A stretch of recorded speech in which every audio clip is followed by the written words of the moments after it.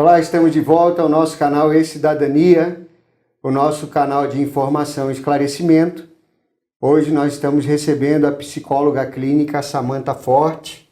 Ela é mestranda em Psicologia Clínica na Universidade Federal do Paraná, aqui em Curitiba. Exato.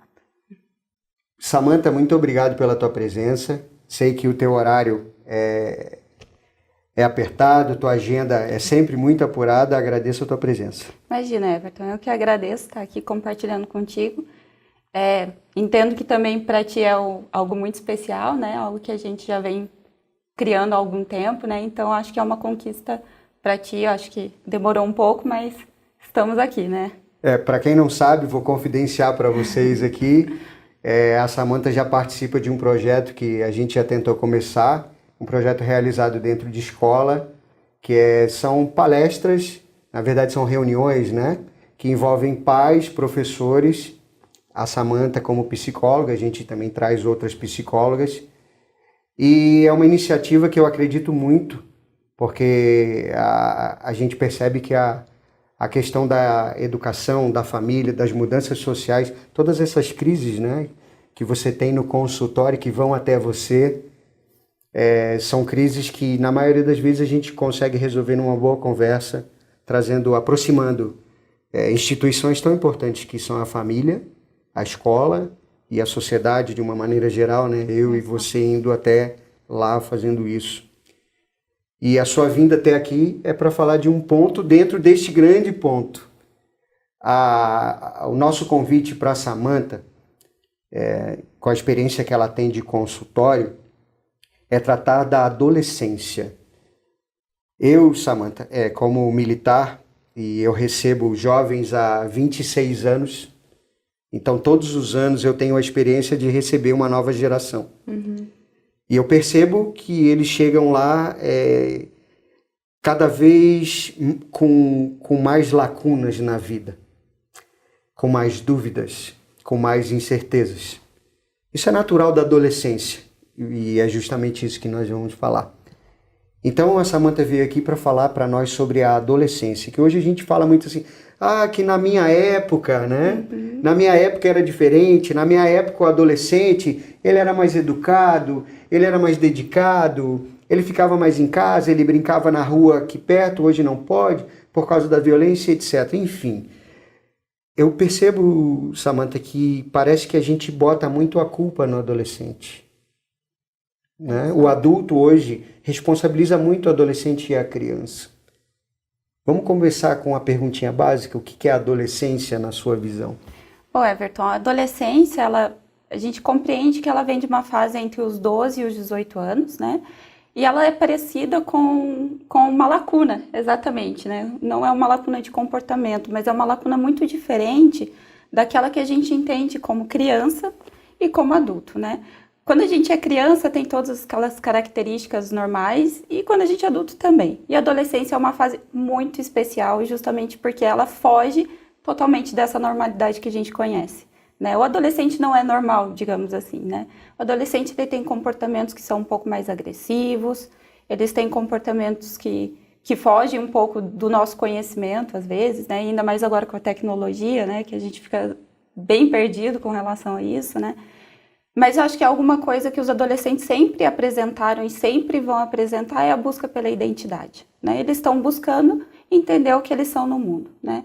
A família, a escola, a sociedade, de uma forma geral, está ali para colaborar nesse sentido, né? De estar junto, de acolher, de dar limites em alguns momentos, né? A gente entende que também a adolescência, ela vem um pouco no sentido dos grupos, né? O momento em que você se identifica com algo que não é os seus pais, com certeza, né? Que aí vem a questão dos lutos também, né? Então a gente tem o luto pela infância, a gente tem o luto pelo aquele corpo que é infantil e a gente tem o luto pela nossa identidade, que a gente Esse luto reconhece. Seria a mudança e a perda, ou seja, você está deixando de ser alguma coisa. Exato. E essa novidade, para mim, eu não sei o que é. Exato, é isso? Exato. É um luto, né? Porque assim, a criança, quando ela vai entrando na fase da adolescência, pela questão biológica mesmo, né? Vão aparecendo diversos comportamentos, diversas mudanças físicas mesmo, né? Então, ela já não se reconhece mais como uma criança, ela já não se vê mais como uma criança. Ela se olha no espelho e já não é mais uma criança, né? Esse é o luto pelo corpo infantil, né? Esse é o luto por aquela imagem, né? E aí, no momento em que ela não se vê mais uma criança, ela é o quê? Porque ela não é tão desenvolvida como um adulto, porque ela olha o corpo das mulheres ou dos homens e fala, poxa, eu não sou desse jeito, mas eu também não sou daquele. O que eu sou, né? Que Quem momento sou é eu? esse? Exatamente, que aí vem a busca da identidade e tal, né? E o luto por essa infância é difícil, é como qualquer luto que a gente vivencia mesmo, né? De que você ousa um pouco na perda, mas você volta também. Poxa, eu sou adolescente, mas em alguns momentos eu gosto de brincar de boneca. Não conta isso pro meu colega, né? Eu sou adolescente, mas em alguns momentos eu peço ajuda para minha mãe, eu peço ajuda para meu pai, né? Eu choro ali quando eu fico doente, né? Mas eu também sou adulto, né? Eu posso sair sozinho, eu posso mudar de casa, porque nada mais importa. Nesse momento, eles têm toda a razão, né? E é interessante saber que essa agressividade, ela é super importante para o desenvolvimento social e psicológico, emocional, né? É esse ímpeto de ir que faz com que ele se jogue no mundo mesmo, que é um mundo totalmente estranho e pouco acolhedor, né? A gente sabe que quando a gente está nessa fase, o mundo infantil é muito gostoso, é muito acolhedor, é muito... E o mundo adulto é extremamente ao contrário, né? Ele é muito pouco acolhedor, né? E isso vem aí, a gente aprende que com o tempo isso vem da gente, né? O ser acolhedor, o saber os limites, é tudo que o adolescente vai aprendendo. Mas ele se joga no mundo estranho, né? No mundo onde ele para e olha, poxa, qual é o meu grupo? Que religião que eu quero seguir, né?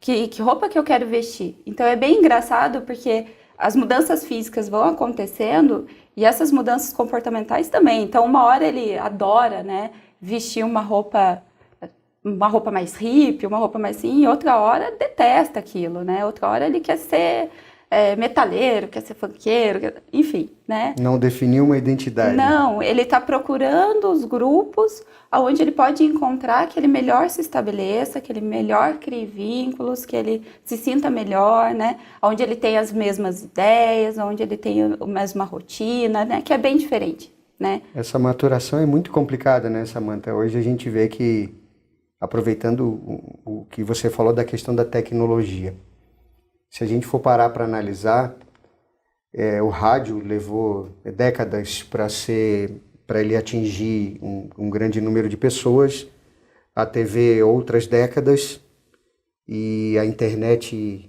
10 anos. Uhum. E a internet é um atropelo, é uma avalanche. A cada 18 meses, por exemplo, já existem pesquisas em cima disso, que a cada 18 meses o número de informação produzidas no mundo ele dobra. Uhum. Se nós formos parar para analisar, quando eu tinha 17 anos, por exemplo, nós tínhamos cursos básicos, né? Ou você era engenheiro, ou você era médico. Então as profissões eram muito definidas. Hoje você vê que isso pulverizou muito. O número de oportunidades é muito grande, as informações vêm assim em avalanche, atropelam, a vida se acelerou. Uhum. E o jovem continua o mesmo. Ele nasce, cresce, vira adolescente e se enche de dúvidas. E hoje, com certeza, no seu consultório você vê muitos adultos que ainda provavelmente estão na dúvida da adolescência. Uhum. Exatamente, isso acontece muito, muito. E cada vez mais tem aparecido, né? E assim, talvez não seja uma coisa só dessa geração, né? Talvez já seja uma coisa das gerações que vêm das décadas de 80, 90, né? Não é alguma coisa do ano 2000, né? Da alta tecnologia, digamos assim, né? Mas são talvez pessoas que passaram pela adolescência de um jeito muito rígido. Que aí eu acho que a gente entra um pouco no ponto do quanto a família tem que acolher e o quanto a família e a sociedade, né? Quando eu digo família, eu digo a escola, o meio social, a casa, né? No sentido de o quanto ela acolhe esse movimento do adolescente, que é um tanto quanto anormal, né? E o quanto ela põe limites, né? Então, muitas vezes, eu acho que eu tenho visto bastante são jovens adultos ou adultos, né, que chegam justamente assim, eu não vivi minha adolescência. Tá, mas o que é eu viver a adolescência, né? Eu não sei quem eu sou, eu não sei se eu segui a carreira correta, eu não sei... Em crise mesmo, né? Porque muitas vezes as regras eram muito mais rígidas, né? Hoje a gente entende que as regras não precisam ser tão rígidas.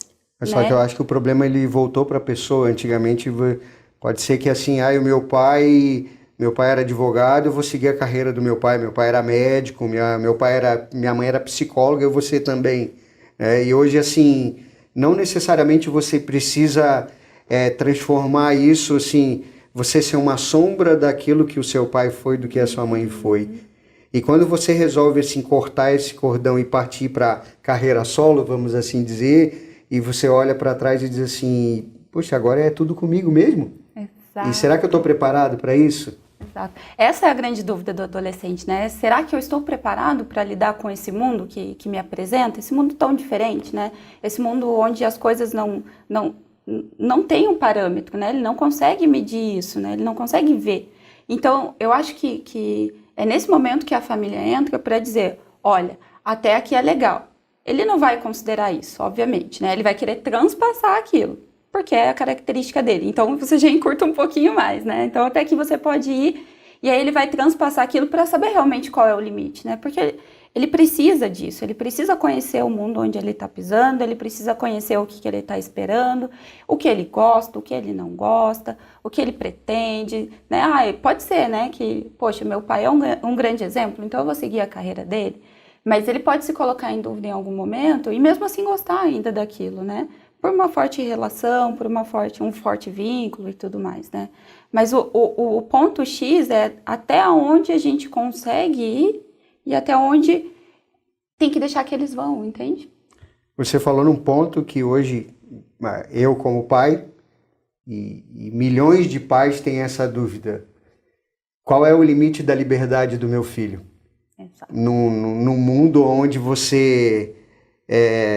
onde a gente escutou de uma geração lá do final da década de 60, do movimento hippie de liberdade, e que é proibido proibir.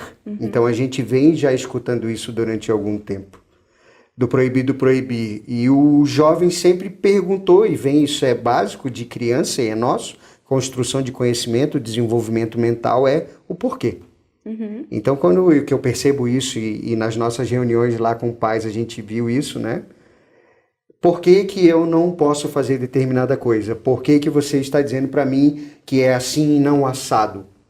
Então, assim, porque eu já tive essa experiência e eu vi que dá errado, e eu não quero isso para você. Um sentimento de proteção do pai, Exato. né? Daquela história de, não, vão tentar balizar o caminho para você errar menos e sofrer menos.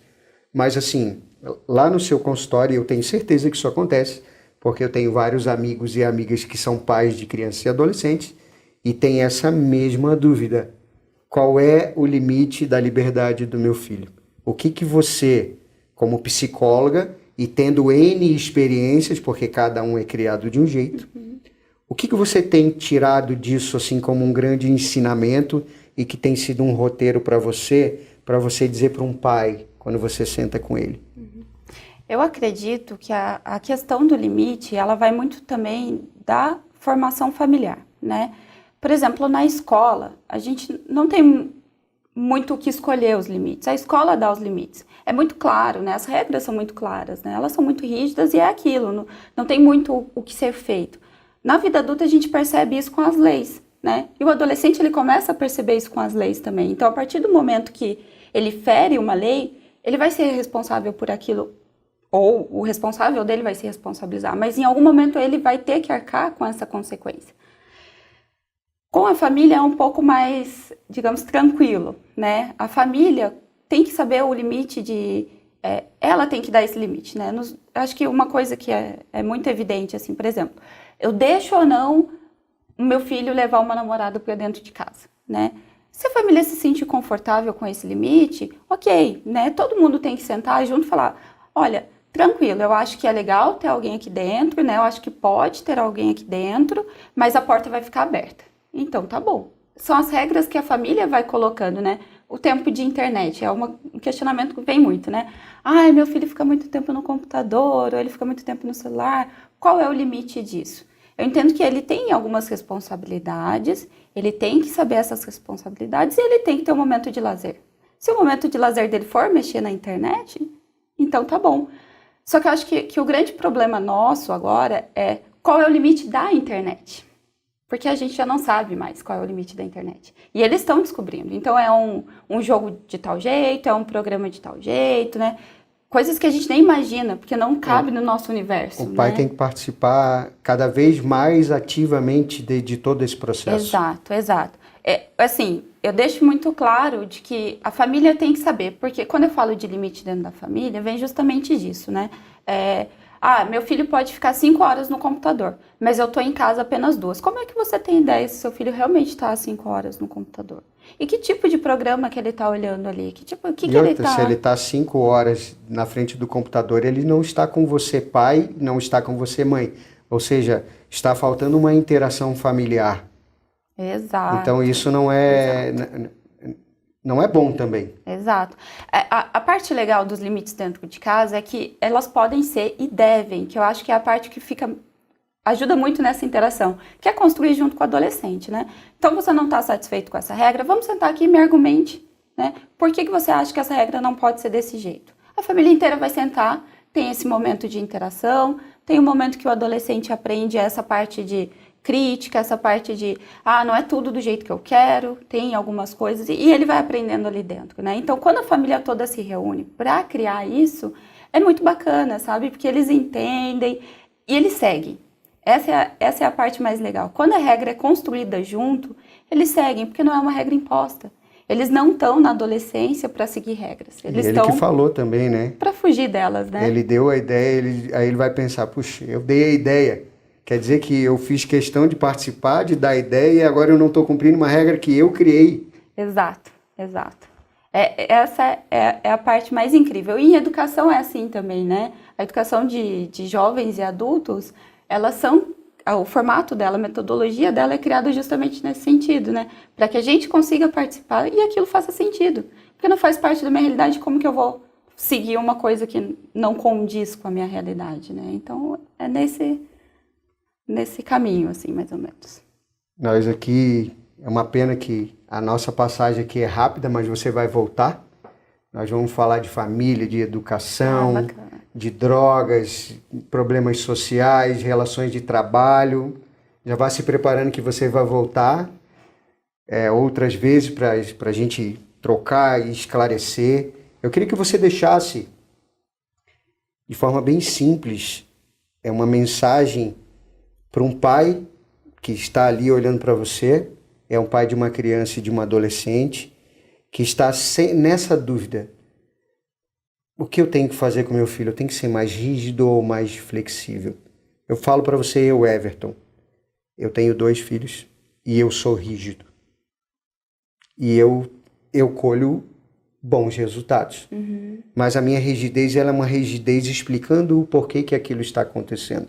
Uhum. E se a regra não for cumprida, teremos consequências. Mas não consequências para mim ou porque eu quero, consequências para eles. Uhum.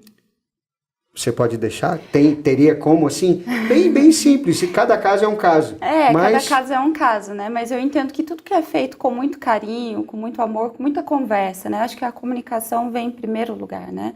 A partir do momento que você consegue explicar isso, e ele realmente consegue entender, não tem como dar errado. Né? Não tem, eu acho que a preocupação de... Essa é uma grande preocupação, né? De, será que eu estou fazendo o melhor para o meu filho? Olha, a gente não sabe, né? Na realidade, quem está colhendo a experiência é ele. Ele que vai decidir se foi bom ou não. A gente fica meio que como coadjuvante ali. A gente tenta dar o melhor sempre e tudo mais, mas muitas vezes é a experiência que ele vai levar daquilo, né? Então, se você tem um pouco mais... Tem que ser rígido em alguns momentos, eu acredito que sim, mas tem que ser muito acolhedor em outros momentos, sim, né? Aquelas coisas que às vezes parecem bobeira, né? Aquele sofrimento pelo primeiro amor, né? Bobeira, isso aí passa, né? Não fale, né?